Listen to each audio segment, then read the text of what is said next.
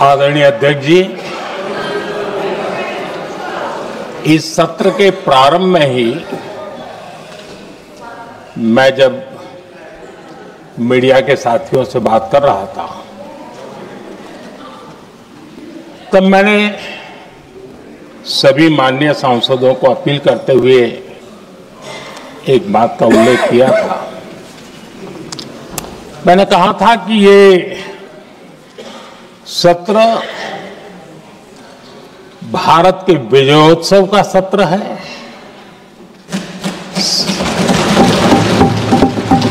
संसद का ये सत्र भारत के गौरवगान का सत्र है।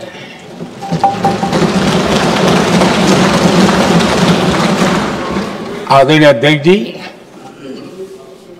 जब मैं विजयोत्सव की बात कर रहा हूं तब मैं कहना चाहूंगा कि ये विजयोत्सव आतंकी हेडक्वार्टर्स को मिट्टी में मिलाने का है।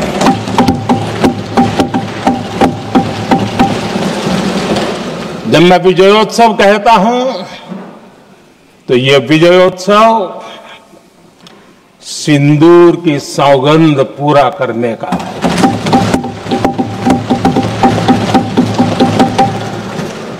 मैं जब ये विजयोत्सव कहता हूं तो ये भारत की सेना के शौर्य और सामर्थ्य का विजय गाथा कह रहा है।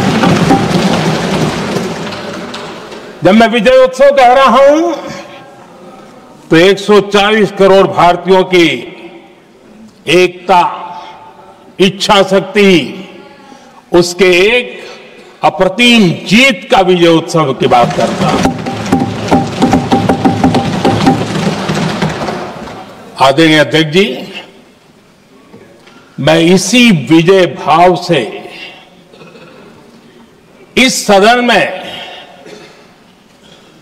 भारत का पक्ष रखने के लिए खड़ा हुआ।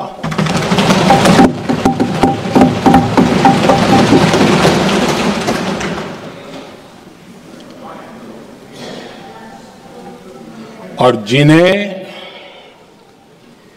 भारत का पक्ष नहीं दिखता है उन्हें मैं आईना दिखाने के लिए खड़ा हुआ।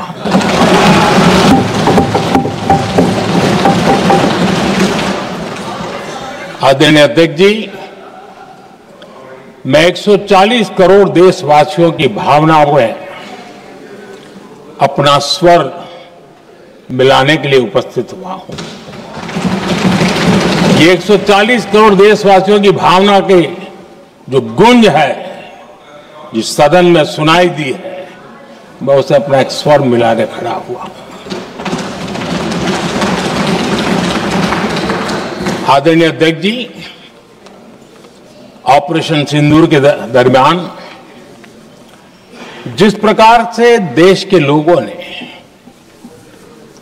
मेरा साथ दिया, मुझे आशीर्वाद दिए, देश की जनता मुझ पर कर्ज है। मैं देशवासियों का आभार व्यक्त करता हूं। मैं देशवासियों का अभिनंदन करता हूं। आदरणीय अध्यक्ष जी, 22 अप्रैल को पहलगाम में जिस प्रकार की क्रूर घटना घटी, जिस प्रकार आतंकवादियों ने निर्दोष लोगों को उनका धर्म पूछ पूछ करके गोलियां मारी, ये क्रूरता की पराकाष्ठा थी। भारत को हिंसा की आग में झोंकने का ये सुविचारित प्रयास था। भारत में दंगे फैलाने की ये साजिश थी। मैं आज देशवासियों का धन्यवाद करता हूं कि देश ने एकता के साथ उस साजिश को नाकाम कर दिया।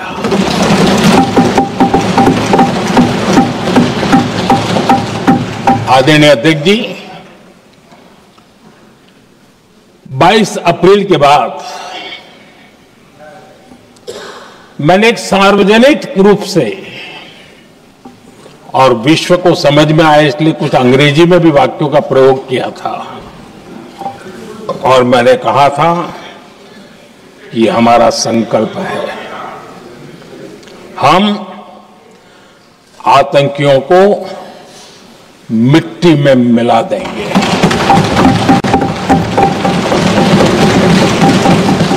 और मैंने सार्वजनिक रूप से कहा था, सजा उनके आकाओं को भी होगी और कल्पना से भी बड़ी सजा मिलेगी।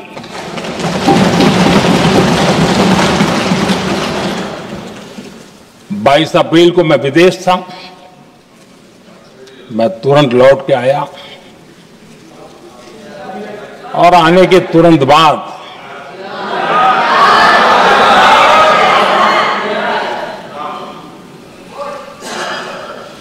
मैंने एक बैठक बुलाई और उस बैठक में हमने साफ साफ निर्देश दिए कि आतंकवाद को करारा जवाब देना होगा और ये हमारा राष्ट्रीय संकल्प है। आदरणीय अध्यक्ष जी, हमें हमारे सैन्य बलों की क्षमता पर पूरा विश्वास है, पूरा भरोसा है उनकी क्षमता पर, उनके सामर्थ्य पर, उनके साहस पर। सेना को कार्रवाई की खुली छूट दे दी गई और यह भी कहा गया कि सेना तय करें कब, कहां, कैसे, किस प्रकार से। ये सारी बातें उस मीटिंग में साफ साफ कह दी गई और कुछ बातें उसमें से मीडिया में शायद रिपोर्ट भी हुई है।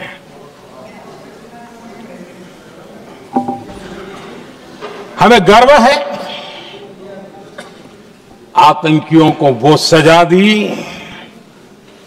और सजा ऐसी है कि आज भी आतंक के उन आकाओं की नींद उड़ी हुई है।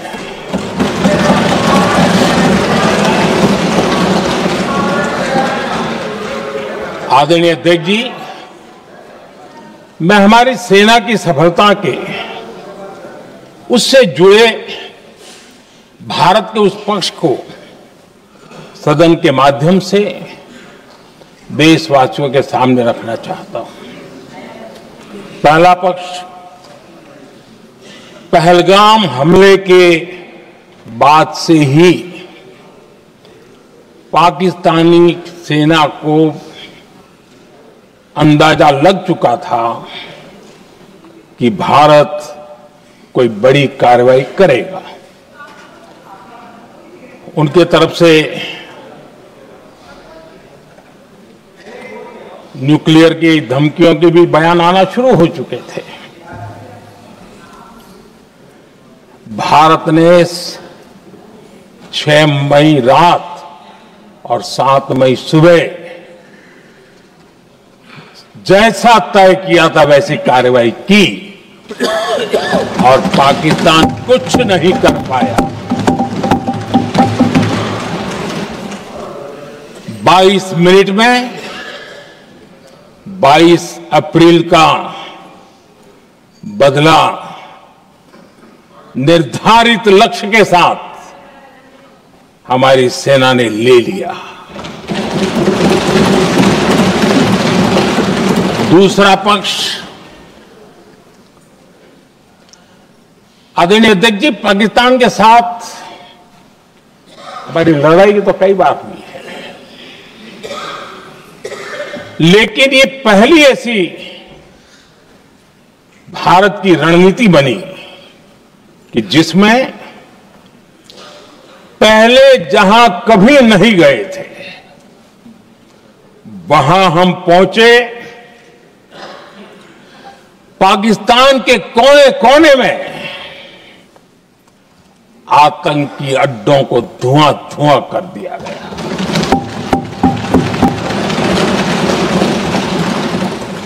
आतंक के गढ़ कोई सोच नहीं सकता कि वहां तक कोई जा सकता है। बहावलपुर और मुर्गे उसको भी जमीन दोस्त कर दिया गया। आदरणीय अध्यक्ष जी, हमारे सेनाओं ने आतंकी अड्डों को तबाह कर दिया। तीसरा पक्ष, पाकिस्तान की न्यूक्लियर धमकी को हमने झूठा साबित कर दिया।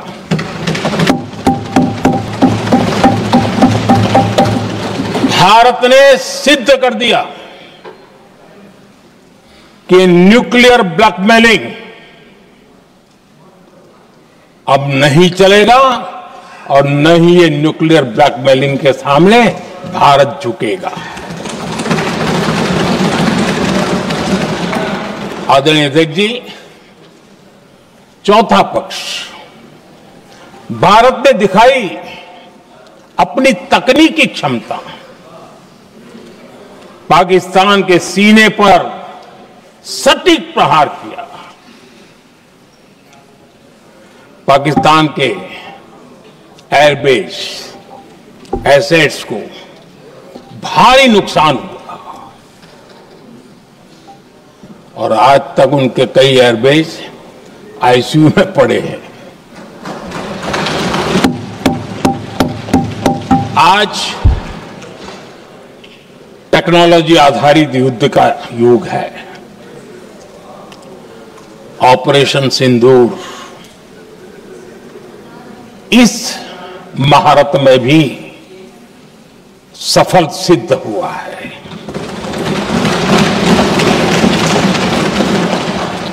अगर पिछले 10 साल में जो हमने तैयारियां की हैं वो न की होती तो इस तकनीक के युग में हमारा कितना नुकसान हो सकता था, इसका हम अंदाज लगा सकते हैं। पांचवा पक्ष,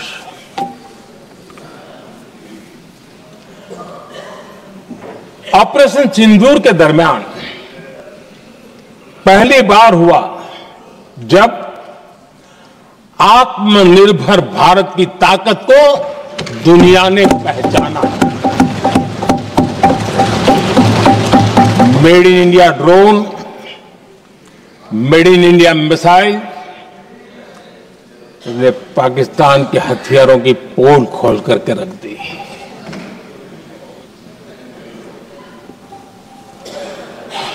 आदरणीय अध्यक्ष जी, और भी एक महत्वपूर्ण काम जो हुआ है, वैसे जब राजीव गांधी जी थे उस समय उनके जो एक डिफेंस का काम देखने वाले एमओएस थे, उन्होंने जब मैंने सीडीएस की घोषणा की तो वो बहुत प्रसन्न होकर के मुझे मिलने आए थे और बहुत बहुत प्रसन्न थे वो। इस समय ऑपरेशन में नेवी, आर्मी, एयरफोर्स तीनों सेनाओं का जॉइंट एक्शन, इसके बीच की सिनर्जी, इसने पाकिस्तान के छक्के छुड़ा दिए।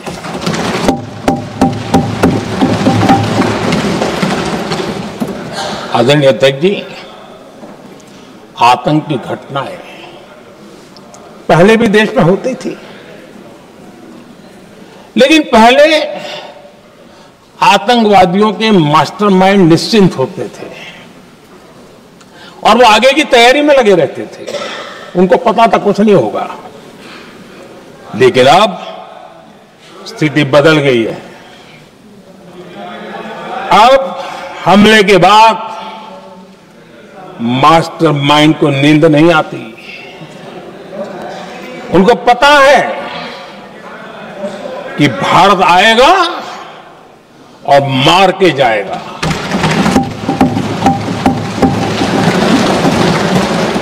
ये न्यू नॉर्मल भारत ने सेट कर दिया है।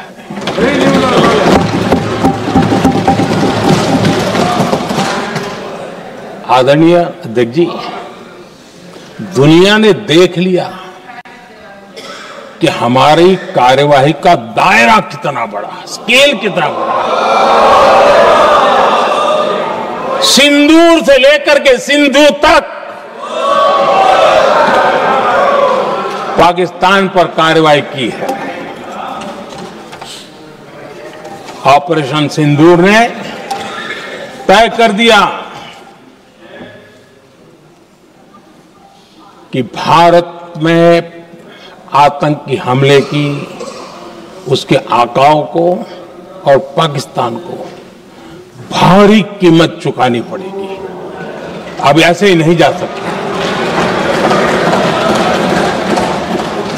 आदरणीय अध्यक्ष जी, ऑपरेशन सिंदूर से स्पष्ट होता है कि भारत ने 3 सूत्र तय किए हैं।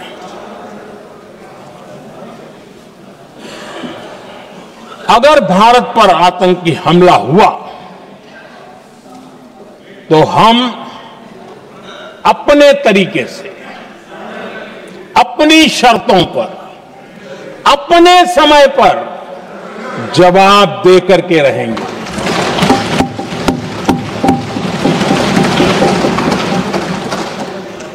दूसरा,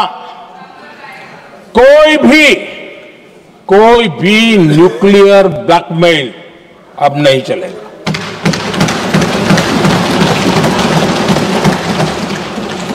और तीसरा, हम आतंक की सरपरस्त सरकार और आतंक के आकाओं, उनको अलग अलग नहीं देखेंगे।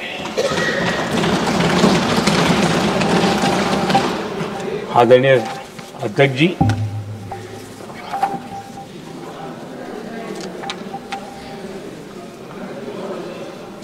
यहां पर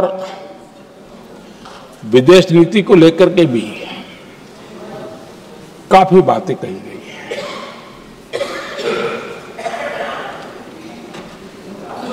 दुनिया के समर्थन को लेकर के भी काफी बातें कही गई हैं। मैं आज सदन में कुछ बातें पूरी स्पष्टता से कह रहा हूं। दुनिया में किसी भी देश ने भारत को अपनी सुरक्षा में कार्रवाई करने से रोका नहीं है।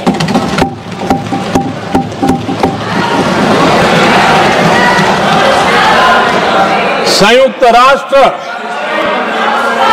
193 कंट्रीज,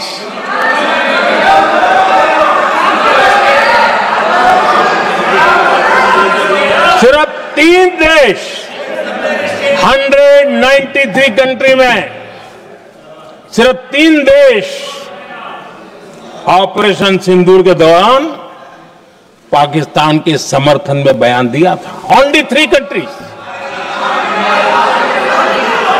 क्वाड हो, ब्रिक्स हो, फ्रांस, रूस, जर्मनी, कोई भी देश का नाम ले लीजिए, तमाम देश दुनिया भर से भारत को समर्थन मिला है।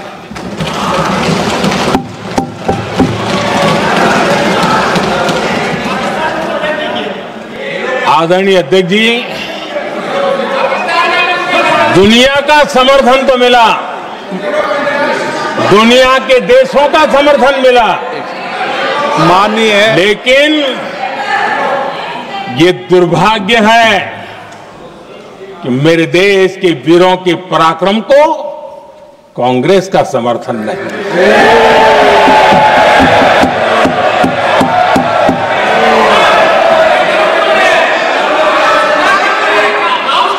22 अप्रैल के बाद 22 अप्रैल के आतंकी हमले के बाद 3-4 दिन में ही ये उछल रहे थे और कहना शुरू कर दिया, कहां गई 56 इंच की छाती, कहां खो गया मोदी, मोदी तो फेल हो गया। क्या मजा ले रहे थे, उनको लगता है वाह बाजी मार ली। उनको पहलगाम के निर्दोष लोगों की हत्या में भी वो अपनी राजनीति तराशते थे।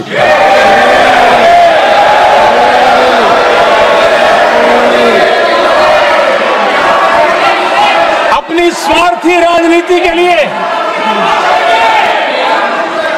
मुझ पर निशाना साध रहे थे, लेकिन उनकी ये बयानबाजी, इनका छिछोरापन देश के सुरक्षा बलों का मनोबल गिरा रहा था। माननीय प्रतिपक्ष के नेता, एक मिनट, प्रतिपक्ष के नेता आपकी बात अपने ध्यान से सुनिए। आप बेटे कांग्रेस के और नेताओं को जैसे ये उचित नहीं है आपके लिए। न भारत के सामर्थ्य पर भरोसा है और न ही भारत की सेनाओं पर, इसलिए वो लगातार ऑपरेशन सिंदूर पर सवाल उठा रहे हैं। ऐसा करके आप लोग मीडिया में हेडलाइंस तो ले सकते हैं, लेकिन देशवासियों के दिलों में जगह नहीं बना सकते।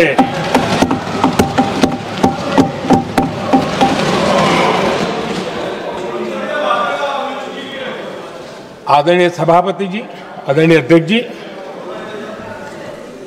10 मई को भारत ने ऑपरेशन सिंदूर के तहत हो रहे एक्शन को रोकने की घोषणा की। इसको लेकर यहां भांति भांति की बातें कही गई। ये वही प्रोपेगेंडा है जो सीमा पार से फैलाया गया है। कुछ लोग सेना द्वारा दिए गए तथ्यों की जगह पाकिस्तान के झूठ प्रचार को आगे बढ़ाने में जुटे हुए हैं।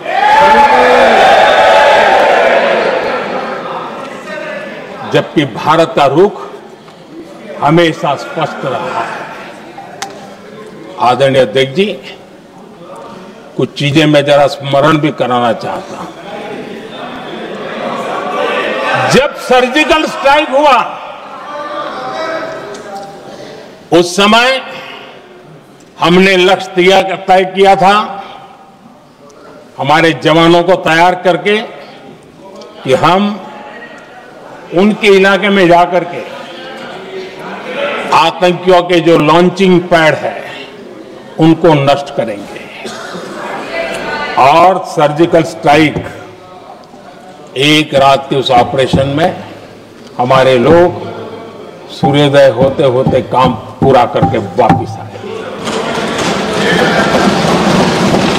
लक्ष्य निर्धारित था कि ये करना है। जब बालाकोट एयर स्ट्राइक किया तो हमारा लक्ष्य तय था कि आतंकियों के जो ट्रेनिंग सेंटर्स है, इस बार हम उसको तबाह करेंगे, और हमने वो भी करके दिखाया। ऑपरेशन सिंदूर के समय हमारा लक्ष्य तय था और हमारा लक्ष्य था कि आतंक के जो एपी सेंटर है और पहलगाम के आतंकियों को जहां से पुरजोश योजना बनी, ट्रेनिंग मिली, व्यवस्था मिली, उस पर हमला करेंगे। हमने उनके नाभि पर हमला कर दिया।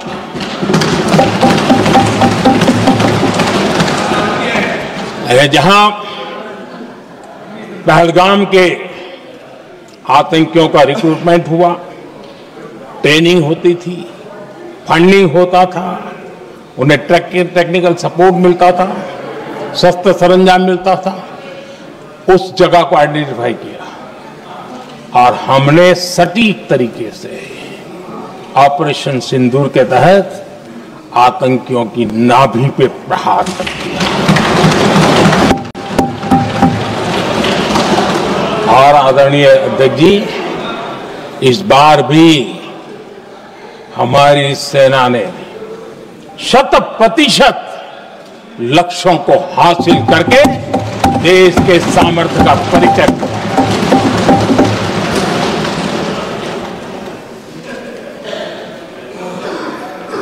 कुछ लोग जानबूझ करके कुछ चीजें भूलने में इंटरेस्टेड होते हैं। देश भूलता नहीं है, देश को याद है। 6 रात और 7 मई सुबह ऑपरेशन हुआ था और 7 मई को सुबह भारत ने प्रेस कॉन्फ्रेंस हमारी सेना ने की और इस प्रेस कॉन्फ्रेंस में भारत ने स्पष्ट कर दिया था और पहले दिन से क्लियर था कि हमारा लक्ष्य है आतंकियों के आका, आतंकियों की जो व्यवस्थाएं जहां से होती है वो और उनके अड्डे, उनको हम ध्वस्त करना चाहते थे और हमने प्रेस कॉन्फ्रेंस में कह दिया था, हमने हमारा काम कर दिया है, हमने जो तय किया था पूरा कर दिया है। और इसलिए 6-7 मई को ऑपरेशन हमारा संतोषजनक होने के तुरंत बाद कल जो राजनाथ जी ने कहा था, मैं डंके की चोट पर दोबारा दोहराता हूं, भारत की सेना ने पाकिस्तान की सेना को चंद मिनटों में बता दिया कि हमारा ये लक्ष्य था, हमने ये लक्ष्य पूरा कर दिया है, ताकि उनको पता चले और हमें भी पता चले कि उनके दिल दिमाग में क्या चलता है।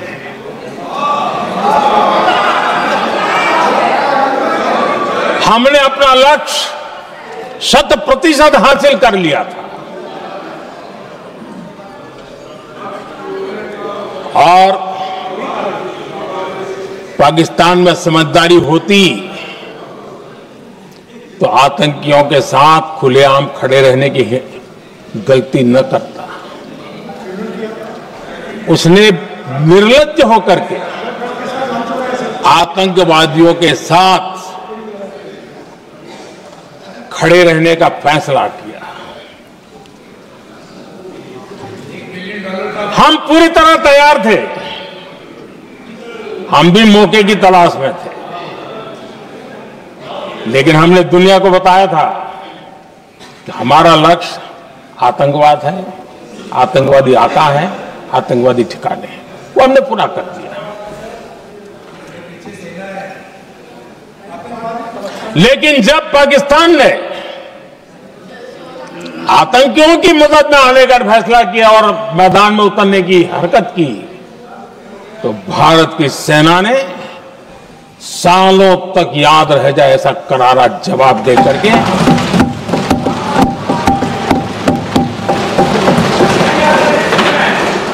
9 मई की मध्य रात्रि और 10 मई की एक प्रकार से सुबह हमारी मिसाइलें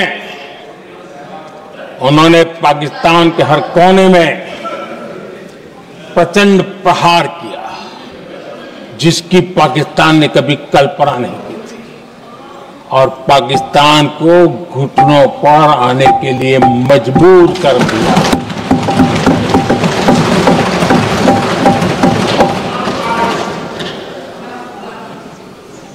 और आपने टीवी में भी देखा है, वहां से क्या बयान आते थे। पाकिस्तान के लोग, अरे मैं तो स्विमिंग पूल में नहा रहा था, कोई कह रहा था मैं तो दफ्तर जाने की तैयारी कर रहा था। हम कुछ सोचे पहले तो भारत ने तो हमला कर दिया। ये पाकिस्तान के लोगों के बयान है और देश ने देखे हैं। स्विमिंग पूल में नहा रहा था।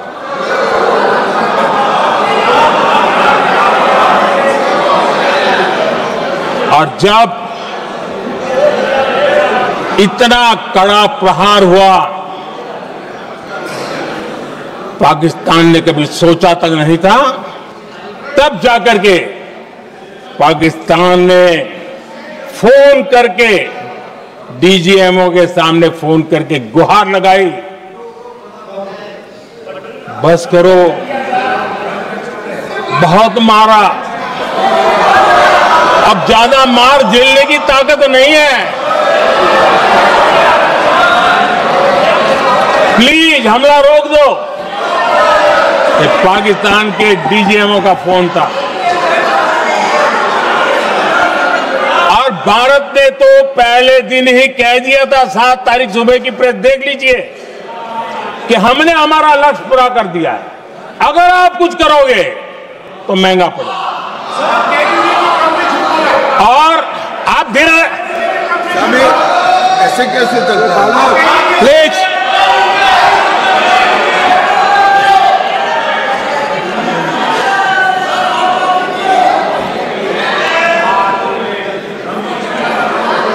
मैं आज दोबारा कह रहा हूं, ये भारत की स्पष्ट नीति थी, सुविचारित नीति थी, सेना के साथ मिलकर के तय की हुई नीति थी, और वे ये थी कि हम आतंक, उनके आका, उनके ठिकाने, ये हमारा लक्ष्य है।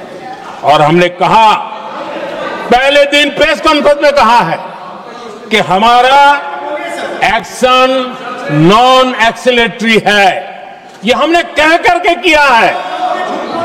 और इसके लिए साथियों हमने हमला रोका। अध्यक्ष जी,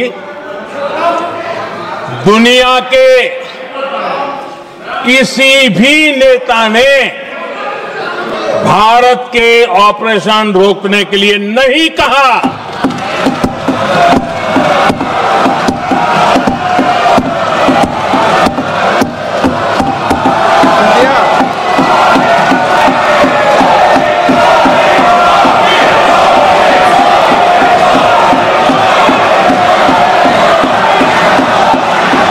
उसी दौरान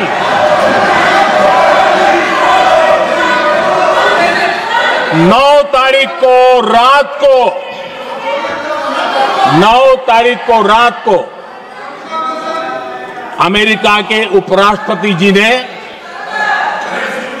मुझसे बात करने का प्रयास किया। वो घंटे भर कोशिश कर रहे थे, लेकिन मेरी सेना के साथ मीटिंग चल रही थी, तो मैंने उनका फोन उठा नहीं पाया। बाद में मैंने उनको कॉल बैक किया। मैंने कहा कि आपका फोन था, 3-4 बार आपका फोन आ गया, क्या है? तो अमेरिका के उपराष्ट्रपति जी ने मुझे फोन पे बताया कि पाकिस्तान बहुत बड़ा हमला करने वाला है, ये उन्होंने मुझे बताया। मेरा जो जवाब था, जिनको समझ नहीं आता है उनको तो नहीं आएगा,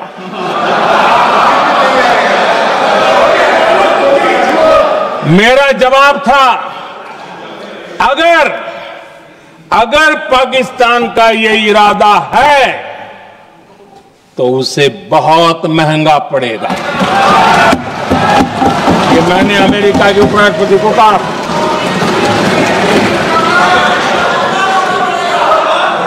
अगर पाकिस्तान हमला करेगा तो हम बड़ा हमला कर करके जवाब देंगे। ये मेरा जवाब था। और आगे मेरा एक वाक्य था, मैंने कहा था हम गोली का जवाब गोले से देंगे। ये 9 तारीख रात की बात है और 9 रात में और 10 सुबह हमने पाकिस्तान को सैन्य शक्ति को तहस नहस कर दिया था। और यही हमारा जवाब था, यही हमारा जज्बा था। और आज पाकिस्तान भी भली भांति जान गया है कि भारत का हर जवाब पहले से ज्यादा तगड़ा होता है।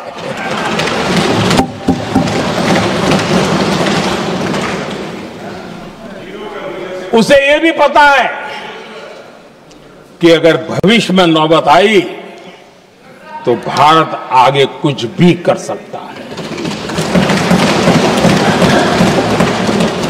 और इसलिए मैं फिर से लोकतंत्र के इस मंदिर में दोहराना चाहता हूं,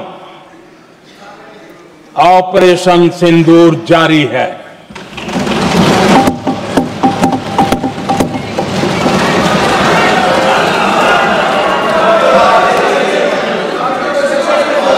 पाकिस्तान ने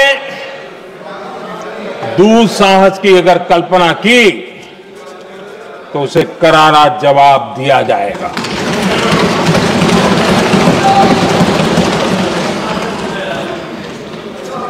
आदरणीय अध्यक्ष जी, आज का भारत आत्मविश्वास से भरा हुआ है। आज का भारत आत्मनिर्भरता के मंत्र को लेकर के पूरी शक्ति के साथ तेज गति से आगे बढ़ रहा है। देश देख रहा है भारत आत्मनिर्भर बनता जा रहा है। लेकिन देश ये भी देख रहा है कि एक तरफ तो भारत आत्मनिर्भरता की ओर तेज गति से आगे बढ़ रहा है, लेकिन कांग्रेस मुद्दों के लिए पाकिस्तान पर निर्भर होती जा रही है।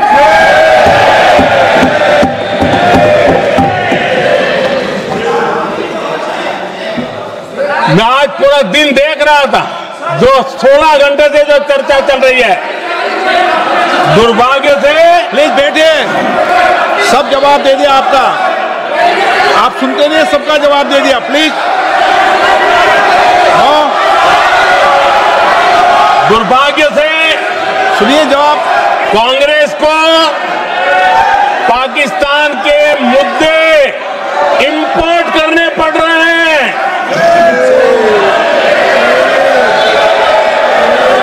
आदरणीय अध्यक्ष जी, आज के वॉरफेयर में इंफॉर्मेशन और नैरेटिव्स की प्लीज बैठिए। बहुत बड़ी भूमिका है।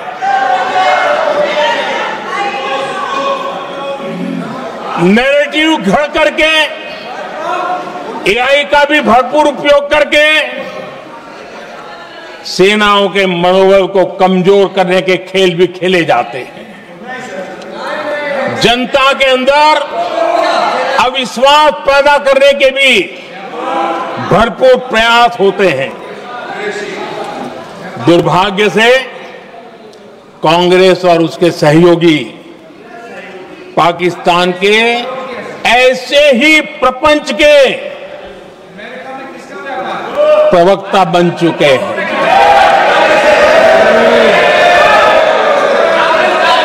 आदरणीय अध्यक्ष जी, देश की सेना ने, आदरणीय अध्यक्ष जी, ये तरीका है देश आपका? की सेना ने बैठिए बैठिए। देश की सेना ने सर्जिकल स्ट्राइक की।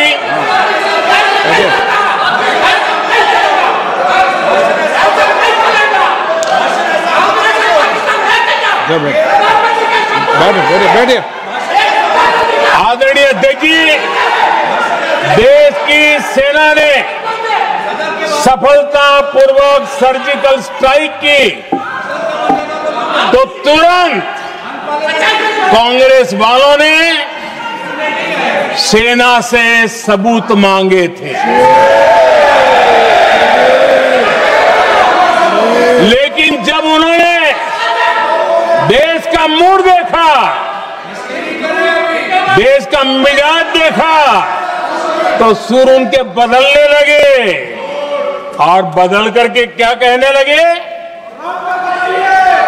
कांग्रेस के लोगों ने कहा ये सर्जिकल स्ट्राइक क्या बड़ी बात है, ये तो हमने भी की थी। एक ने कहा 3 सर्जिकल स्ट्राइक की थी, दूसरे ने कहा 6 सर्जिकल स्ट्राइक की थी, तीसरे ने कहा 15 सर्जिकल स्ट्राइक की थी। जितना बड़ा नेता उतना बड़ा आंकड़ा चल रहा था।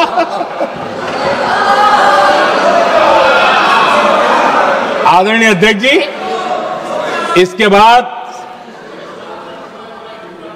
बालाकोट में सेना ने एयर स्ट्राइक की।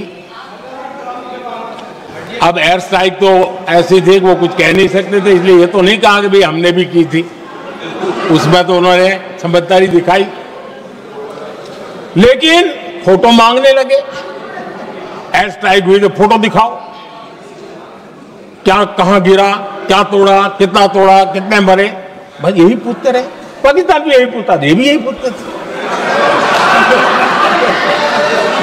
इतना ही नहीं, आदरणीय अध्यक्ष जी, जब पायलट अभिनंदन पकड़े गए तो पाकिस्तान में तो खुशी का माहौल होना स्वाभाविक था कि उनके हाथ में भारत की सेना का एक पायलट उनके हाथ लगा था। लेकिन यहां पर भी कुछ लोग थे जो कानों कानों में कह रहे थे अब मोदी फंसा, अब अभिनंदन वहां है, मोदी ला करके दिखा दे, अब देखते हैं मोदी क्या करता है। आज डंके की चोट पर अभिनंदन वापिस आए।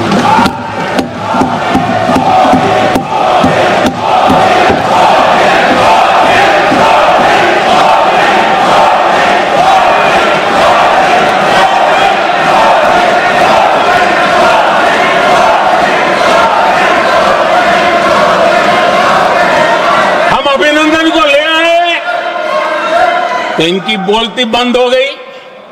इनको लगा यार कि नसीब वाला आदमी है, हमारा हथियार हाथ से निकल गया। आदरणीय अध्यक्ष जी, पहलगाम हमले के बाद हमारा बीएसएफ का एक जवान पाकिस्तान के कब्जे में गया,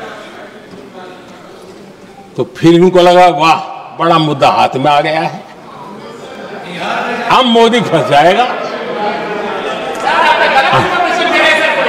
अब तो मोदी की फजीयत जरूर होगी और उनकी इकोसिस्टम ने सोशल मीडिया में बहुत सारी कथाएं वायरल की कि ये बीएसएफ के जवान का क्या होगा, उसके परिवार का क्या होगा, ये वापस आएगा, कब आएगा, कैसे आएगा, न जाने क्या क्या चला दिया। आदरणीय अध्यक्ष जी, बीएसएफ का वो जवान भी आन बान शान के साथ वापस आया।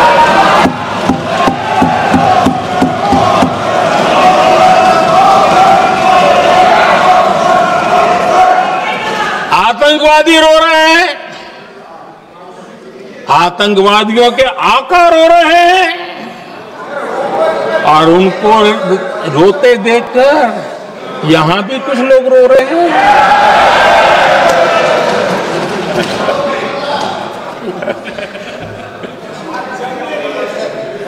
अब देखिए, सर्जिकल स्ट्राइक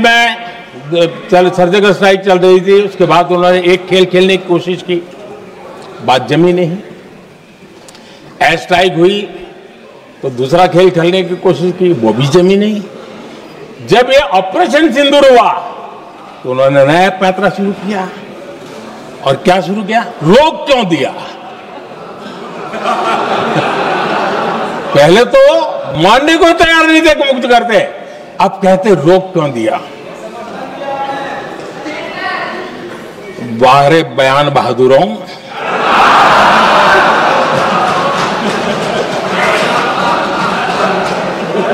आपको विरोध का कोई न कोई बहाना चाहिए, और इसलिए सिर्फ मैं नहीं, पूरा देश आप पर हंस रहा है।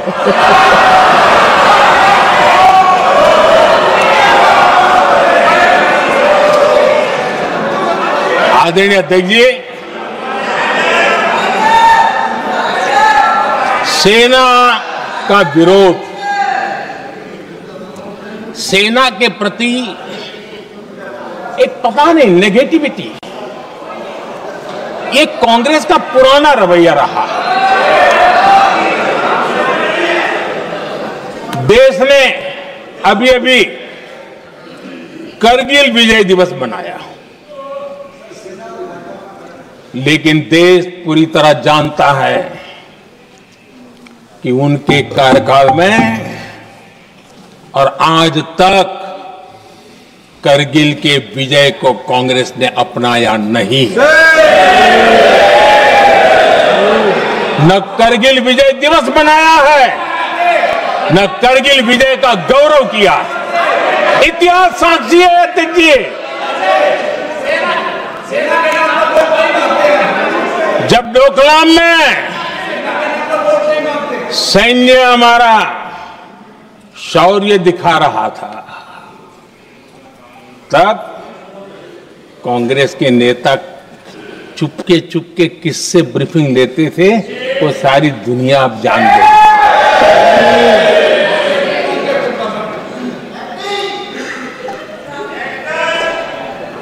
आप निकाल दीजिए पाकिस्तान के सारे बयान और यहां हमारा विरोध करने वाले लोगों के बयान, फुल स्टॉप कॉमा के साथ एक है। क्या कहेंगे इसको? और बुरा लगता है सच बोलते हैं तो। पाकिस्तान के साथ सुर में सुर मिला दिया जाता है। आदरणीय अध्यक्ष जी, देश हैरान है, कांग्रेस ने पाकिस्तान को क्लीन चिट दे दी है।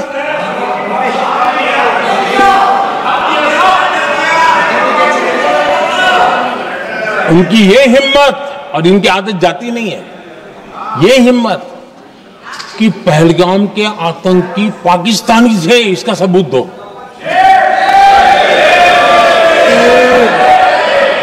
क्या कह रहे हो तुम लोग? तो कौन सा तरीका है?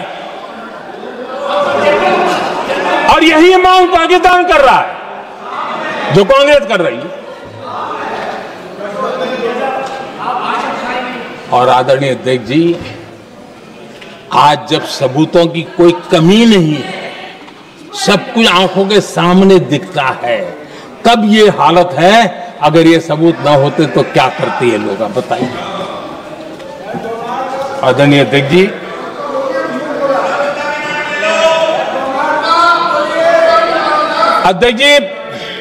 ऑपरेशन सिंदूर के एक पार्ट की तरफ तो चर्चा भी बहुत होती है, ध्यान भी जाता है, लेकिन देश के लिए कुछ गौरव की क्षणें होती हैं, ताकत के परिचय होता है, उसकी तरफ भी ध्यान जाना बहुत आकर्षित है। हमारे एयर डिफेंस सिस्टम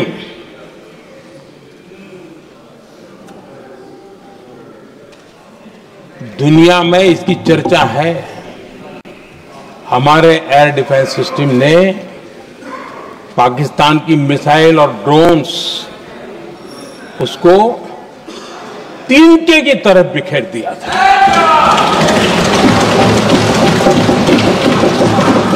आदरणीय अध्यक्ष जी, मैं एक आंकड़ा आज बताना चाहता हूं, पूरा देश गर्व से भर जाएगा। कुछ लोगों का क्या होगा मैं नहीं जानता, पूरा देश गर्व से भर जाएगा। 9 मई को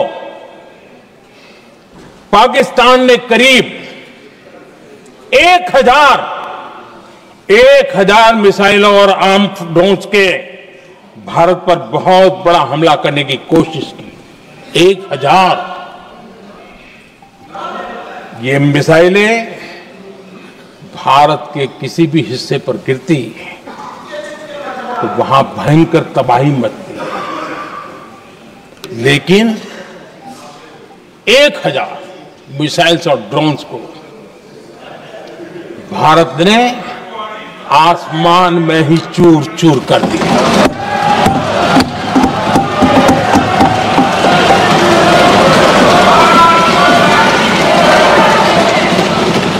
हर देशवासी को इससे गर्व हो रहा।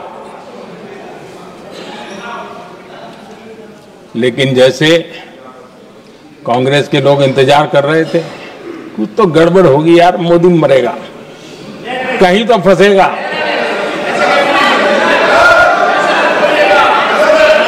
पाकिस्तान ने आदमपुर एयरबेस पर हमले का झूठ फैलाया, उस झूठ को बेचने की भरपूर कोशिश की, पूरी ताकत दी लगा दी। मैं अगले ही दिन आदमपुर पहुंचा और खुद जाकर के उनके झूठ को मैंने बेनकाब कर दिया। तब जाकर के उनको अकल ठिकाने लगी कि अब ये झूठ चलने वाला नहीं है। आदरणीय अध्यक्ष जी, जो हमारे छोटे दलों के साथी हैं, जो राजनीति में नए हैं, उनको कभी शासन में रहने का अवसर नहीं मिला, उनसे कुछ बातें निकलती मैं समझ सकता हूं।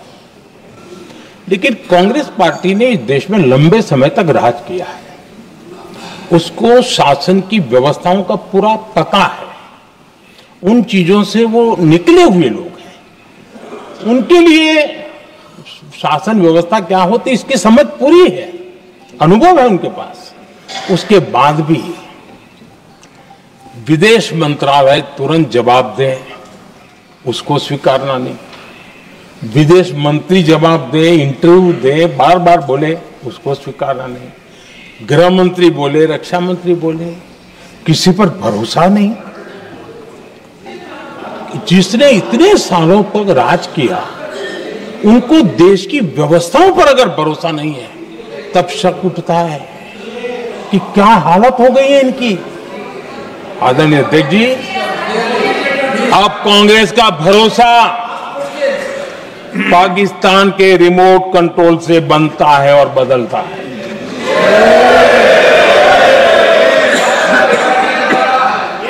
आदरणीय अध्यक्ष जी, एक बिल्कुल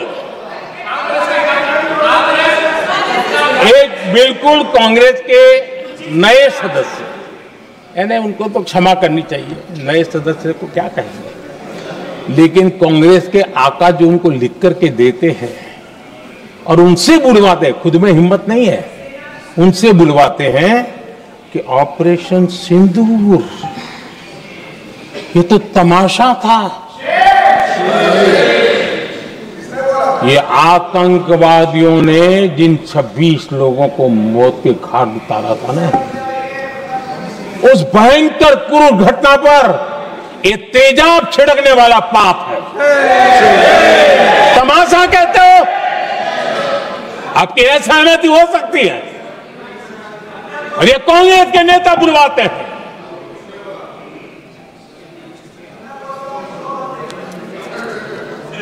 आदरणीय अध्यक्ष जी, पहलगाम के हमलावरों को कल हमारे सुरक्षा बलों ने ऑपरेशन महादेव करके अपने अंजाम तक पहुंचाया।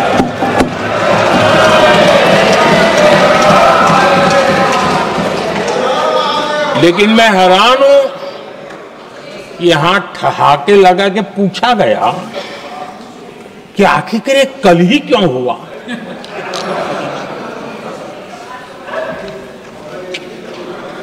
अब ये क्या हो गया है मुझे समझ नहीं आ रहा है। क्या ये ऑपरेशन के लिए कोई सावन महीने का सोमवार ढूंढा गया था क्या? क्या हो गया है लोगों को?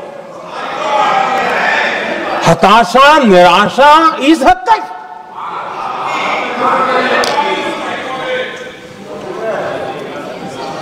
और देखिए मजा, पिछले कई सप्ताह से हाँ ऑपरेशन सिंदूर हो गया तो ठीक है, पहलगाम के आतंकियों का क्या हुआ, पहलगाम के आतंकियों का। अब हुआ तो कल क्यों हुआ?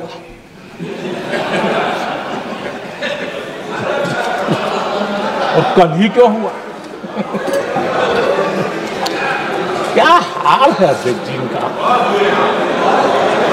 आदरणीय अध्यक्ष जी,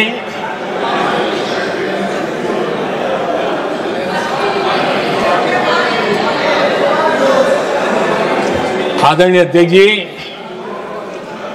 शास्त्रों में कहा गया है, हमारे शास्त्रों में कहा गया है, शस्त्रेण रक्षिते राष्ट्रे, शस्त्रेण रक्षिते राष्ट्रे शास्त्र चर्चा प्रवर्तते। अर्थात जब राष्ट्र शस्त्र से सुरक्षित होते हैं तभी वहां शास्त्र की, ज्ञान की चर्चाएं जन्म ले पाती है। जब सीमा पर सेनाएं मजबूत होती है तभी लोकतंत्र प्रखर होता है। आदरणीय अध्यक्ष जी, ऑपरेशन सिंदूर बीते दशक में भारत की सेना के सशक्तिकरण का एक साक्षात प्रमाण है। ऐसे ही नहीं हुआ है। कांग्रेस के शासन के दौरान सेनाओं को आत्मनिर्भर बनाने के संबंध में सोचा तक नहीं जाता था। आज भी आत्मनिर्भर शब्द की मजाक उड़ाई जाती है। वैसे वो महात्मा गांधी से आया हुआ है, लेकिन आज भी मजाक उड़ाई जाती है। हर रक्षा सौदे में कांग्रेस अपने मौके खोजती रहती थी।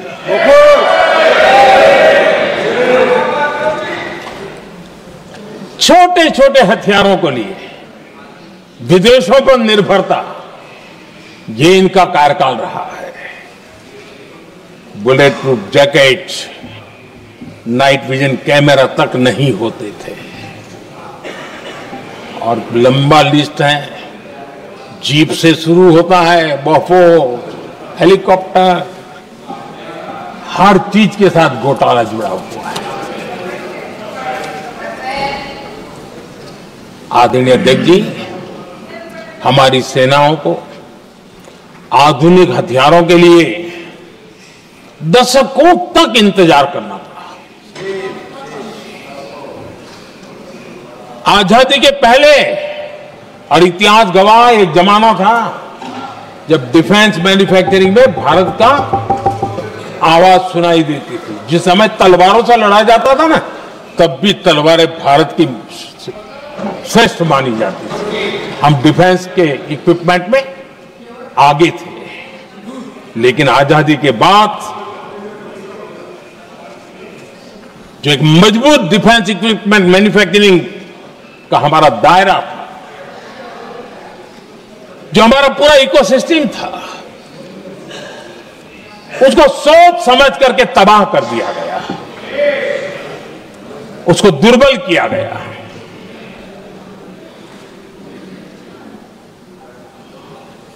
रिसर्च और मैन्युफैक्चरिंग के लिए रास्ते बंद कर दिए गए।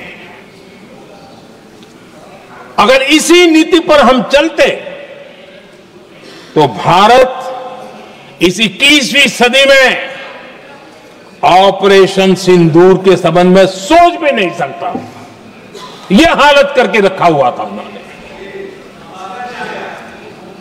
भारत को सोचना पड़ता कि अगर कोई एक्शन लेना है तो शस्त्र कहां से मिलेंगे, साधन कहां से मिलेगा, बारूद कहां से मिलेगा, समय पर मिलेगा या नहीं मिलेगा, बीच बचाव में रुकता नहीं जाएगा, ये टेंशन पालना पड़ता है।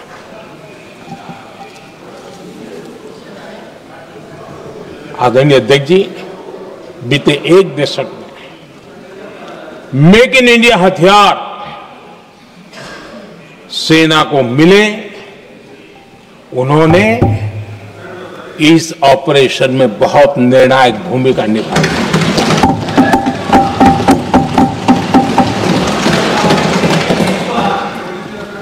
आदरणीय अध्यक्ष जी, एक दशक पहले भारत के लोगों ने संकल्प लिया, हमारा देश सशक्त, आत्मनिर्भर और आधुनिक राष्ट्र बने।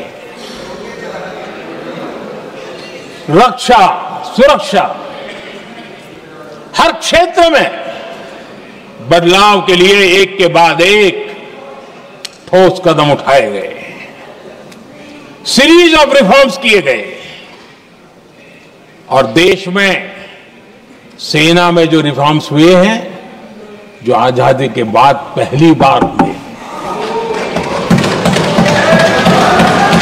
चीफ ऑफ डिफेंस स्टाफ की नियुक्ति, ये विचार कोई नया नहीं था, दुनिया में प्रयोग भी चलते हैं, भारत में निर्णय नहीं होते थे। हमने, ये बहुत बड़ा रिफॉर्म था, हमने किया और बहुत ही, मैं हमारी तीनों सेनाओं का अभिनंदन करता हूं कि इस व्यवस्था को उन्होंने दिल से सहयोग किया है, दिल से स्वीकार किया है। सबसे बड़ी ताकत ज्वाइंटनेस और इंटीग्रेशन की इस समय नेवी हो, एयरफोर्स हो, आर्मी हो, ये इंटीग्रेशन और ज्वाइंटनेस ने हमारी ताकत को अनेक गुना बढ़ा दिया और उसका परिणाम भी हमें नजर में आया है, ये हमने करके दिखाया है। सरकार की जो डिफेंस प्रोडक्शन की कंपनियां थी, उसमें हमने रिफॉर्म किए। शुरुआत में वहां पर आग लगाना, आंदोलन करवाना, हड़तालें करवाने के खेल चल रहे थे, अभी भी बंद नहीं हुए हैं, लेकिन देश हित को सर्वोपरि मान करके उन डिफेंस इंडस्ट्री के हमारे जो लोग थे सरकारी व्यवस्था में, उन्होंने इसको मन से लिया, रिफॉर्म को स्वीकार किया और वो भी आज बहुत प्रोडक्टिव बन गए। इतना ही नहीं, हमने प्राइवेट सेक्टर के लिए भी डिफेंस के दरवाजे खोल दिए हैं और आज भारत का प्राइवेट सेक्टर आगे आ रहा है। आज स्टार्टअप्स डिफेंस के क्षेत्र में हमारे 27-30 साल के नौजवान, टियर 2, टियर 3 सिटी के नौजवान, कई कुछ जगह तो बेटियां स्टार्टअप का नेतृत्व कर रही है। डिफेंस के सेक्टर में सैकड़ों की तादाद में आज स्टार्टअप काम कर रहे हैं। ड्रोन्स, एक प्रकार से मैं कह सकता हूं, ड्रोन्स की जितनी भी एक्टिविटी हमारे देश में हो रही है, शायद एवरेज 30-35 की उम्र होगी जो लोग कर रहे हैं, वो सारे लोग, और सैकड़ों की तादाद में कर रहे हैं। और उसका ताकत, क्योंकि इनका भी योगदान था इसमें, जिन्होंने इस प्रकार के प्रोडक्शन किए हैं, और वो हमें ऑपरेशन सिंदूर में बहुत काम आए। मैं उन सबके प्रयासों को बहुत साधुवाद करता हूं और मैं उनको विश्वास दिलाता हूं, आगे बढ़िए, अब देश रुकने वाला नहीं है। आदरणीय अध्यक्ष जी, डिफेंस सेक्टर में मेक इन इंडिया ये नारा नहीं था। हमने इसके लिए बजट पॉलिसी में जो परिवर्तन करना था, जो नए इनिशिएटिव ले रहे थे, वो नए इनिशिएटिव लिए। और सबसे बड़ी बात, क्लियर कट विजन के साथ हमने देश में make in India defence sector के अंदर तेज गति से हम आगे बढ़ रहे हैं। आदरणीय अध्यक्ष जी, एक दशक में डिफेंस का बजट लगभग पहले से 3 गुना हुआ है। डिफेंस प्रोडक्शन में करीब करीब 250% वृद्धि हुई है, 250% वृद्धि हुई है। 11 वर्षों में डिफेंस एक्सपोर्ट 30 गुना से भी ज्यादा बढ़ा है, 30 गुना से ज्यादा। डिफेंस एक्सपोर्ट आज दुनिया के करीब 100 देशों तक हम पहुंचे। और आदरणीय अध्यक्ष जी, कुछ चीजें ऐसी होती हैं जो इतिहास में बहुत बड़ा प्रभाव छोड़ती हैं। ऑपरेशन सिंदूर ने डिफेंस का जो मार्केट है उसमें भारत का झंडा गाड़ दिया है। भारत के हथियारों की डिमांड आज बढ़ती चली जा रही है, मांग बढ़ रही है। ये भारत में उद्योगों को भी बल देगी, एमएसएमई को बल देगी, हमारे नौजवानों को रोजगार देगी और हमारे नौजवान अपनी बनाई चीजों से दुनिया में अपनी ताकत का प्रदर्शन कर पाएंगे। ये आज दिख रहा है, मैं देख रहा हूं। डिफेंस के क्षेत्र में जो आत्मनिर्भर भारत की दिशा में हम जो कदम उठा रहे हैं, मैं हैरान हूं। कुछ लोगों को आज भी तकलीफ हो रही है, जैसे उनका खजाना लूट गया। ये कौन सी मानसिकता है? देश को ऐसे लोगों को पहचानना होगा। आदरणीय अध्यक्ष जी, मैं स्पष्ट करना चाहता हूं, डिफेंस में भारत का आत्मनिर्भर होना ये आज की शस्त्रों की स्पर्धा में के काल में विश्व शांति के लिए भी जरूरी है।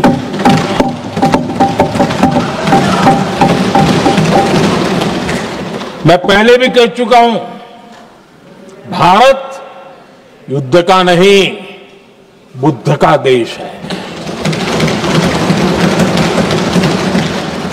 हम समृद्धि शांति चाहते हैं, लेकिन हम ये कभी न भूले कि समृद्धि का और शांति का रास्ता शक्ति से ही गुजरता है।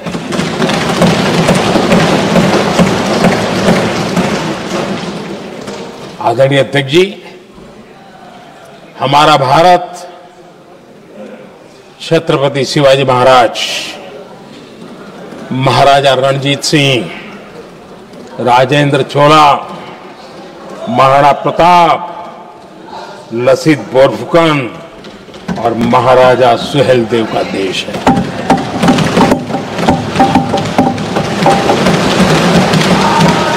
आदरणीय अध्यक्ष जी, हम विकास और शांति के लिए सामरिक सामर्थ्य पर भी फोकस करते हैं। आदरणीय अध्यक्ष जी, कांग्रेस के पास नेशनल सिक्योरिटी का विजन न पहले था और आज तो सवाल ही नहीं उठता है।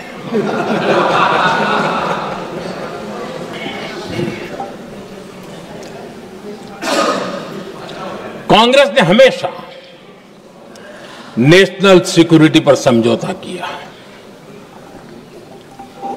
आज जो लोग पूछ रहे हैं पीओके को वापस क्यों नहीं लिया, वैसे ये सवाल मुझे ही पूछ सकते हैं और किसको पूछ सकते हैं।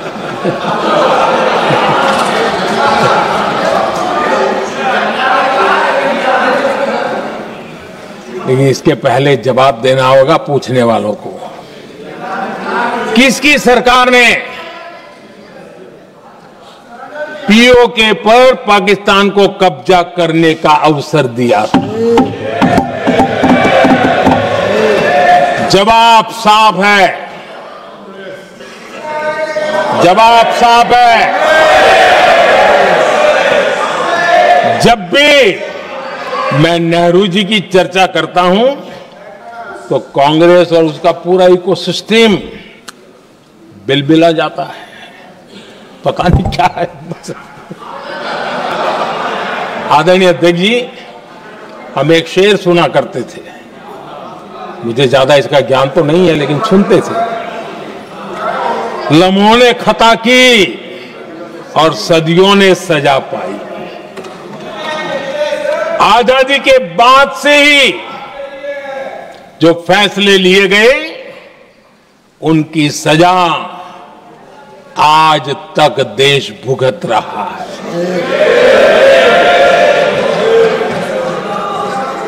यहां बार बार एक बात का जिक्र हुआ और मैं फिर से करना चाहूंगा। अक्साई चीन की उस पूरे क्षेत्र को बंजर जमीन करार दिया गया, ये कहकर के तो बंजर है।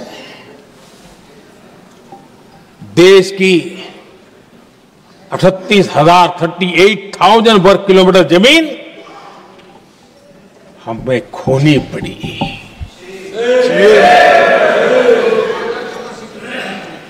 आदरणीय अध्यक्ष जी, मैं जानता हूं मेरी कुछ बातें चुभने वाली है। 1962 और 1963 के बीच कांग्रेस के नेता जम्मू कश्मीर के पूंछ, उरी, नीलम वैली और किशनगंगा को छोड़ देने का प्रस्ताव रख रहे थे। भारत की भूमि, आदरणीय अध्यक्ष जी, और वो भी लाइन ऑफ पीस के नाम पर किया जा रहा था। 1966 रण ऑफ कच्छ पर इन्हीं लोगों ने मध्यस्थता स्वीकार की। ये था उनका राष्ट्रीय सुरक्षा का विजन। एक बार फिर उन्होंने भारत का करीब 800 वर्ग किलोमीटर क्षेत्र पाकिस्तान को सौंप दिया, जिसमें छड़बेट भी शामिल है, कि कहीं उसको छड़ाबेट भी कहते हैं। 1965 की जंग में हाजीपीर पास को हमारी सेना ने वापस जीत लिया था, लेकिन कांग्रेस ने उसे फिर लौटा दिया। 1971 पाकिस्तान के 93,000 फौजी हमारे पास बंदी थे। पाकिस्तान का हजारों वर्ग किलोमीटर एरिया हमारी सेना ने कब्जा किया था। हम बहुत कुछ कर सकते थे, विजय की स्थिति में थे। उस दौरान अगर थोड़ी सा विजन होता, थोड़ी सी समझ होती, तो पीओके वापस लेने का निर्णय हो सकता। वो मौका था, वो मौका भी छोड़ दिया गया। अरे इतना ही नहीं, इतना सारा जब सामने टेबल पर था, अरे कम से कम करतारपुर साहब को तो ले सकते थे, वो ही नहीं कर पाया। 1974 श्रीलंका को कच्चथीवू द्वीप को गिफ्ट कर दिया गया। आज तक हमारे मछुआरे भाई बहनों को इससे परेशानी होती है, उनकी जान पर आफत आती है। क्या गुनाह था तमिलनाडु के मेरे फिशरमैन भाई बहनों का कि आपने उनका हक छीन लिया और दूसरों को गिफ्ट कर दिया? कांग्रेस का दशकों से इरादा लेकर चल रही थी कि सियाचिन से सेना हटा दी जाए। आदरणीय अध्यक्ष जी, 2014 में देश ने इनको मौका नहीं दिया, वरना आज सियाचिन भी हमारे पास नहीं होता।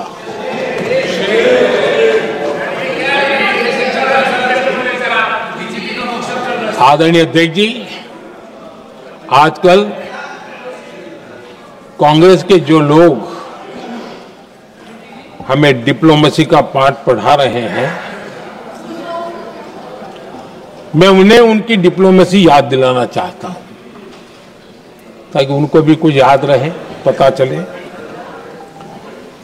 26/11 जैसे भयंकर हमले के बाद बहुत बड़ा आतंकी हमला था। कांग्रेस का पाकिस्तान से प्रेम नहीं रुका।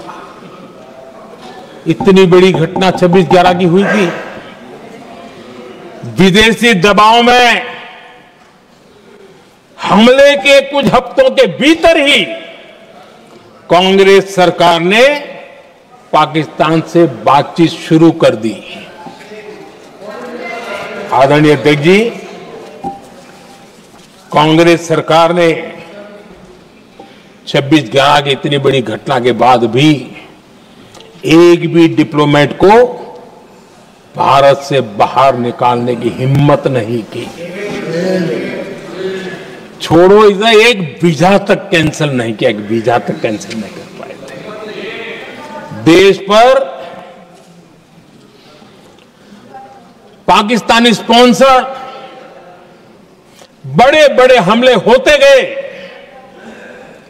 लेकिन यूपीए सरकार ने पाकिस्तान को मोस्ट फेवर्ड नेशन का दर्जा देकर रखा था। वो कभी वापस नहीं लिया था। एक तरफ देश मुंबई के हमले का लिए न्याय मांग रहा था, दूसरी तरफ कांग्रेस पाकिस्तान के साथ व्यापार करने में लगी थी।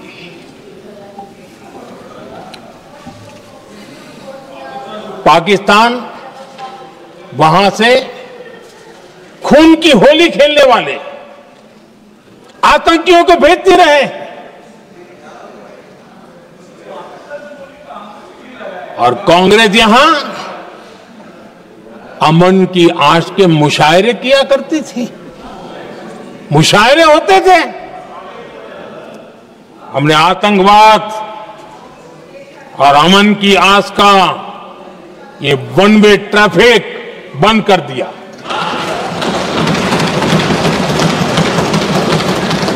हमने पाकिस्तान का MFN का दर्जा रद्द किया, वीजा बंद किया। हमने अटारी वाघा बॉर्डर को बंद कर दिया। आदरणीय अध्यक्ष जी,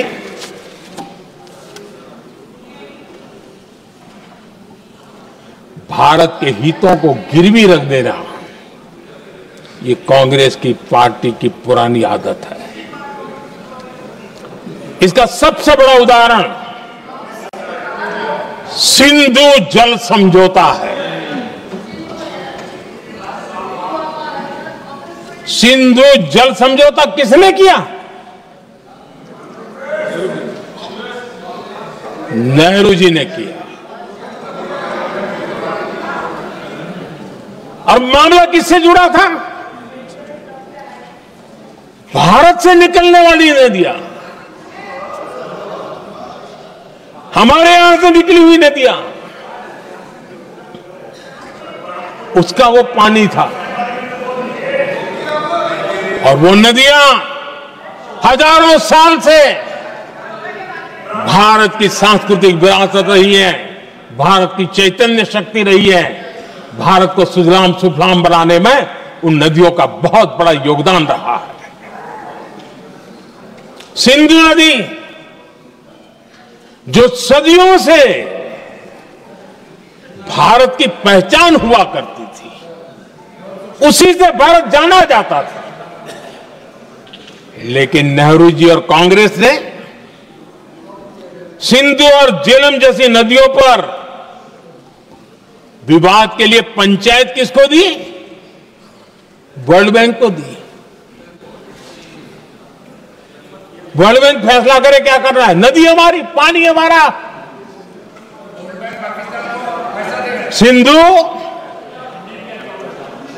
सिंधु जल समझौता सीधा सीधा भारत की अस्मिता और भारत के स्वाभिमान के साथ किया गया बहुत बड़ा धोखा था।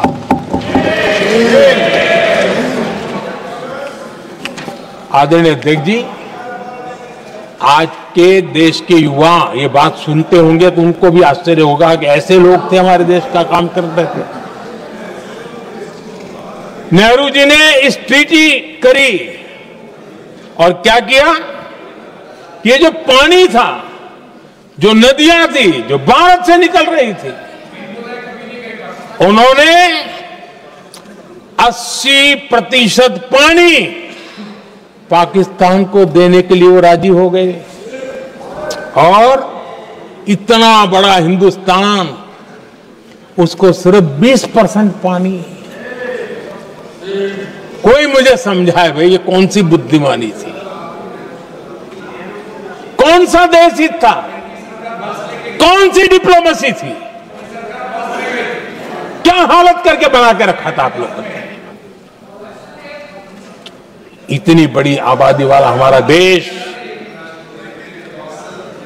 हमारे यहां से निकलती हुई ये नदियां, और सिर्फ 20% पानी, और 80% पानी उन्होंने उसको दिया जो देश खुलेआम भारत को अपना दुश्मन करार कर देता रहा है, दुश्मन कहता रहा। और ये पानी पर किसका हक था? हमारे देश के किसानों का, हमारे देश के नागरिकों का। हमारा पंजाब, हमारा जम्मू कश्मीर देश के एक बहुत बड़े हिस्से को इन्होंने पानी के संकट में धकेल दिया, इस एक कारण से। और राज्यों के भीतर भी पानी को लेकर के आपस में संघर्ष पैदा हुई है, प्रतिस्पर्धा पैदा हुई, और उनका जिस पर हक था उस पर पाकिस्तान मौज करता रहा। और ये दुनिया में अपनी डिप्लोमेसी के पाठ पढ़ाते रहते हैं। आदरणीय अध्यक्ष जी, अगर ये ट्रीटी न होती तो पश्चिमी नदियों पर कई बड़ी परियोजनाएं बनती। पंजाब, हरियाणा, राजस्थान और दिल्ली, वहां के किसानों को भरपूर पानी मिलता, पीने के पानी की कोई समस्या नहीं रहती। औद्योगिक प्रगति के लिए भारत बिजली बना पाता। इतना ही नहीं, नेहरू जी ने इसके उपरांत करोड़ों रुपए भी दिए ताकि पाकिस्तान नहर बना सके।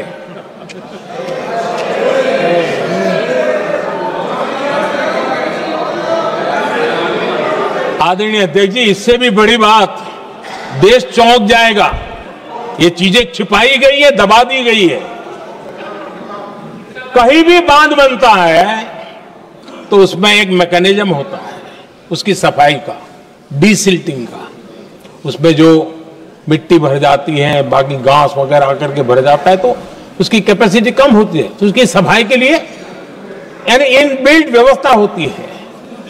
नेहरू जी ने पाकिस्तान के कहने पर यह शर्त स्वीकार की है कि इन बांध में जो मिट्टी आएगी, कूड़ा कचरा आएगा और बांध भर जाएगा, इसकी सफाई नहीं कर सकते। डिसिल्टिंग नहीं कर सकते हैं।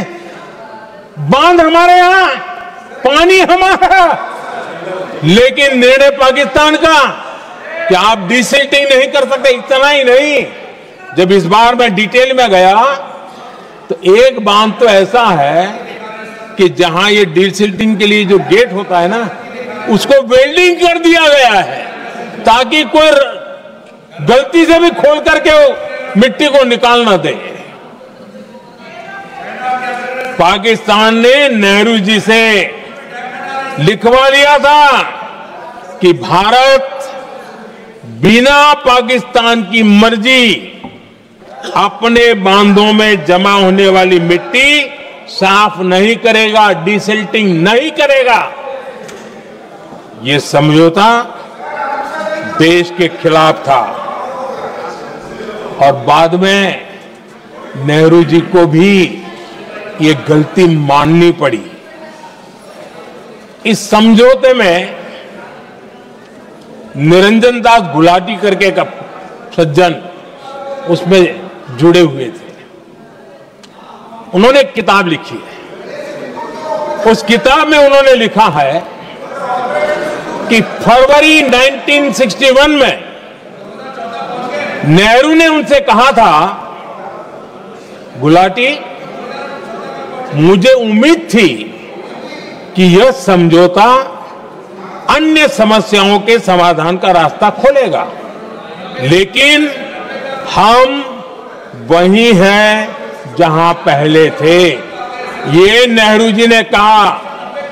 नेहरू जी केवल तत्कालिक प्रभाव देख पा रहे थे, इसलिए उन्होंने कहा कि हम वहीं के वहीं हैं, लेकिन सच्चाई ये कि इस एग्रीमेंट के कारण देश बहुत पिछड़ गया, देश बहुत पीछे चल गया और देश का बहुत नुकसान हुआ।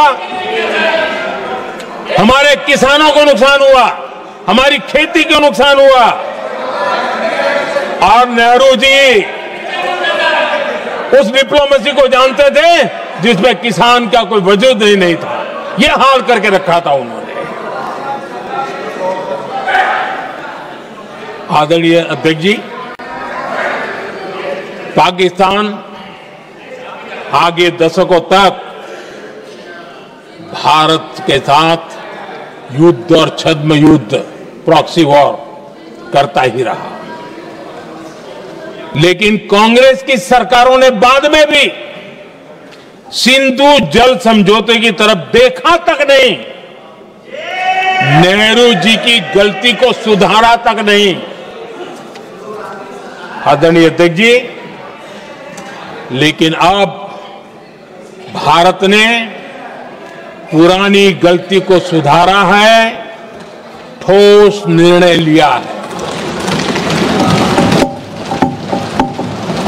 भारत ने नेहरू जी द्वारा किए गई बहुत बड़ी ब्लंडर, सिंधु जल समझौते को देश हित में, किसानों के हित में एबेंस में रख दिया है। देश का अहित करने वाला ये समझौता अब इस रूप में आगे नहीं चल सकता। भारत ने तय कर दिया है, खून और पानी साथ साथ नहीं बह सकते।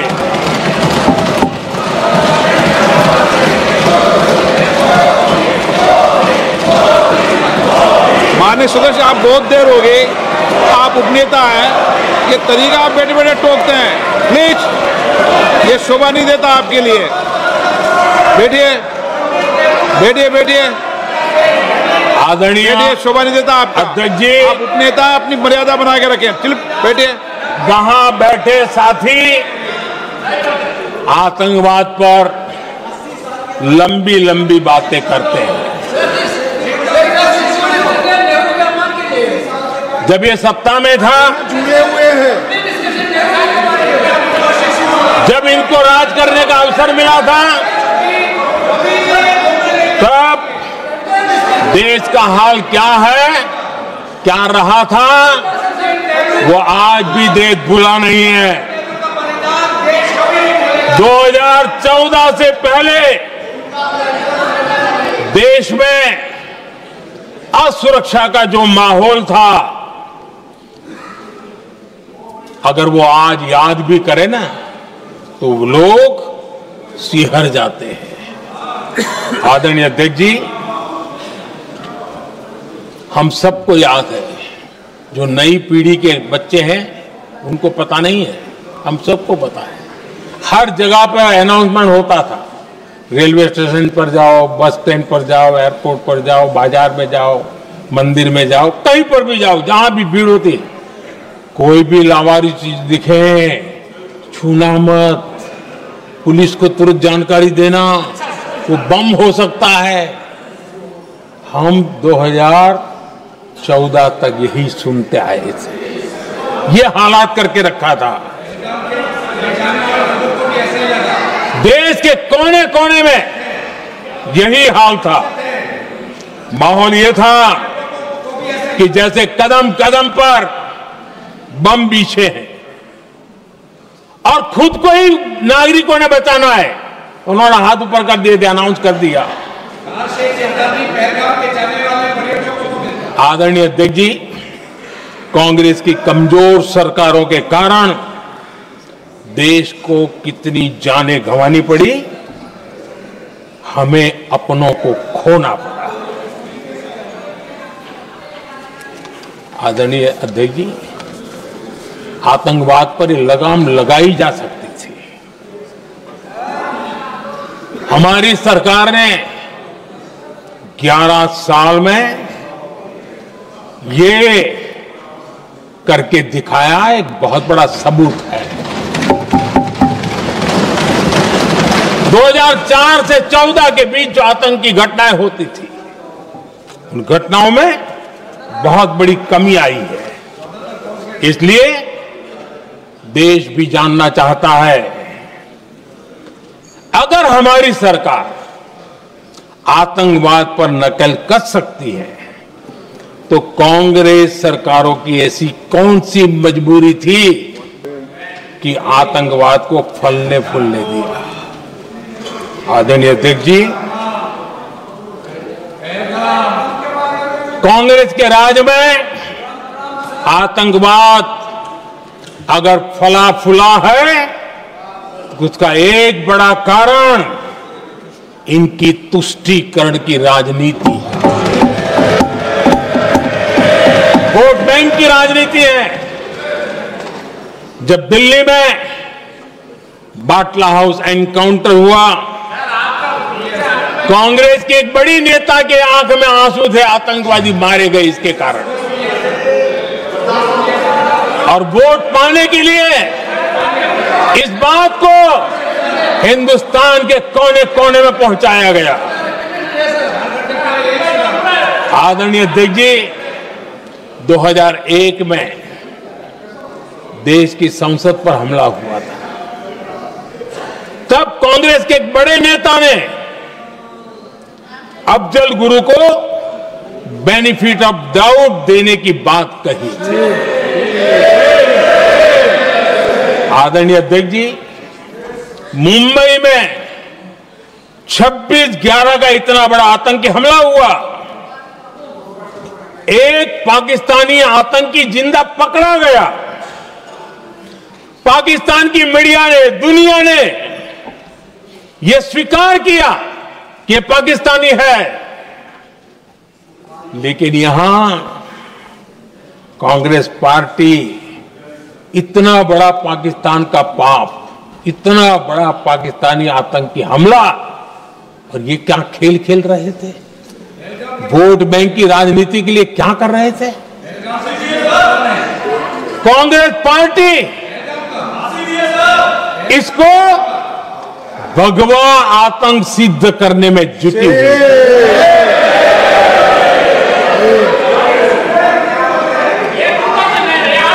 कांग्रेस दुनिया को हिंदू आतंकवाद की छड़ी बेचने में लगी हुई थी। कांग्रेस के एक नेता ने अमेरिका के बड़े राजनयिक को यहां तक कह दिया था कि लश्कर-ए तोयबा से भी बड़ा खतरा भारत के हिंदू ग्रुप है। ये कहा गया था तुष्टीकरण के लिए कांग्रेस ने जम्मू कश्मीर में भारत का संविधान, बाबा साहब आंबेडकर का संविधान, उसे जम्मू कश्मीर में पैर नहीं रखने दिए, इन्होंने घुसने नहीं दिया, उसे बाहर रखा। तुष्टीकरण और वोट बैंक की राजनीति के लिए कांग्रेस हमेशा देश की सुरक्षा को बलि चढ़ाती रही। आदरणीय अध्यक्ष जी,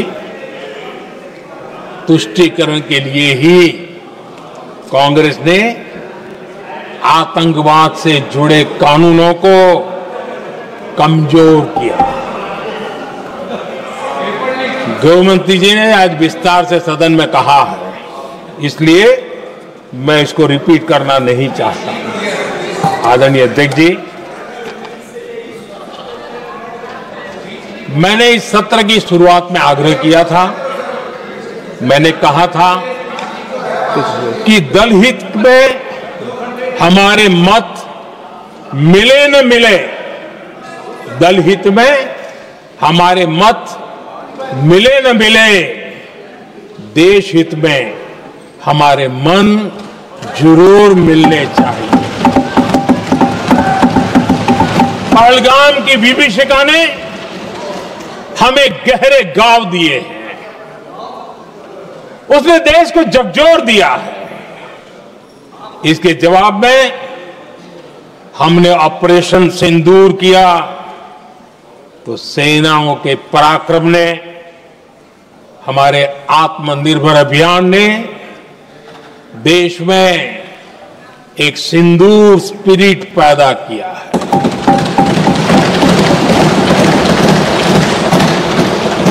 ये सिंदूर स्पिरिट हमने तब भी देखी जब दुनिया भर में हमारे प्रतिनिधि मंडल भारत की बात बताने गए। मैं उन सभी साथियों को बहुत बहुत बधाई देता हूं। आपने बहुत ही प्रभावी ढंग से भारत की बात डंके की चोट पर दुनिया के सामने रखी। लेकिन मुझे दुख इस बात का है, हैरानी भी है,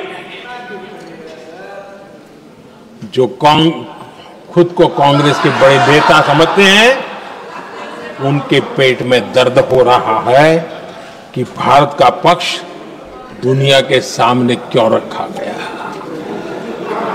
शायद कुछ नेताओं को सदन में बोलने पर भी पाबंदी लगा दी गई। आदरणीय अध्यक्ष जी, इस मानसिकता से बाहर निकलने की जरूरत है। कुछ पंक्तियां मेरे मन में आती हैं, मैं अपने भाव व्यक्त करना चाहता हूं। आदरणीय अध्यक्ष जी, करो चर्चा और इतनी करो, करो चर्चा और इतनी करो कि दुश्मन दहशत से दहल उठे, दुश्मन दहशत से दहल उठे। रहे ध्यान बस इतना ही, रहे ध्यान बस इतना ही, मान सिंदूर और सेना का प्रश्नों में भी अटल रहे। हमला मां भारती पर हुआ अगर, तो प्रचंड प्रहार करना होगा। दुश्मन जहां भी बैठा हो, हमें भारत के लिए ही जीना होगा। मेरा कांग्रेस के साथियों से आग्रह है कि एक परिवार के दबाव में पाकिस्तान को क्लीन चिट देना बंद कर दें। जो देश की विजय की क्षण है, कांग्रेस उसे देश के उपहास का क्षण न बनाए। कांग्रेस अपनी गलती सुधारे। मैं आज सदन में फिर स्पष्ट करना चाहता हूं, अब भारत आतंक की नर्सरी में ही आतंकियों को मिट्टी में मिलाएगा।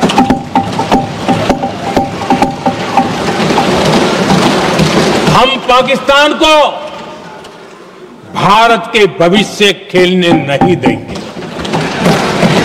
और इसलिए ऑपरेशन सिंदूर खत्म नहीं हुआ है, ऑपरेशन सिंदूर जारी है।